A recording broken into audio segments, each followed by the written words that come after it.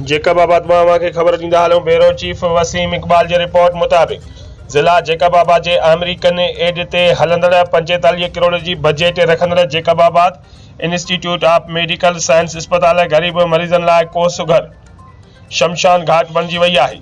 सहाफ़ी अलीजान जो नंढड़ो 15 ॾींहनि ताईं अस्पताल में दाख़िल थियण बावजूदि डॉक्टरनि संदसि सार संभाल न लधी।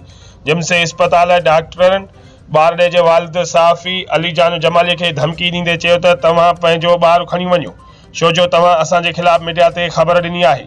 घर अचण सां नंढड़ो इलाज न हुअण सबबि फोत थी वियो, जंहिंजो ज़िम्मेवार जिम्स अस्पताल इंतज़ामिया ऐं जिम्स डायरेक्टर अब्दुल करीम जमाली आहे, जंहिंजे सबबि gyms director doctor Abdul Karim Jamali जी बेध्यानी आहे, जंहिं सबबि अहिड़ा कई वाक़िया दरपेश आया आहिनि, जंहिंमें डिलीवरीअ दौरान औरतुनि जो फौत थियणु, नंढड़नि ॿारनि जो फौत थियणु, ऑपरेशन सबबि फौत थियणु ऐं वॾी ॻाल्हि त डिलीवरीअ जा केस जिम्स अस्पताल जे ॿाहिरां ऐं अंदरां थियणु लॻा, जंहिंजो सबबि फीमेल डॉक्टर ज़िम्मेवार आहिनि।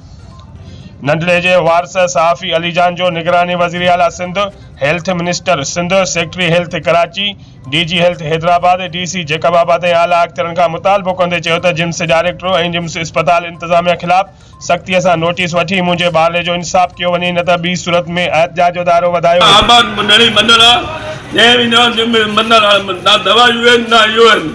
घणे टाइम को बंद हो? यारो मारो नहीं यानी बेवा। अच्छा। ना दवाई ना यो।